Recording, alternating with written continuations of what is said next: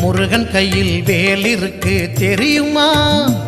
அது முன்வினையை அகற்றிவிடும் புரியுமா? முருகன் கையில் வேல் இருக்கு தெரியுமா? அது முன்வினையை அகற்றிவிடும் புரியுமா? வேலை வணங்கி வந்தால் கிடைக்கும் பலன் கொஞ்சமா? தாளை பணிந்து விட்டால் விதியும் நம்மை மிஞ்சுமா? வேலை வணங்கி வந்தால் கிடைக்கும் பலன் கொஞ்சமா? தாளை பணிந்து விட்டால் விதியும் நம்மை மிஞ்சுமா? அந்த முருகன் கையில் வேல் இருக்கு தெரியுமா? அது முன்வினையை அகற்றிவிடும் புரியுமா?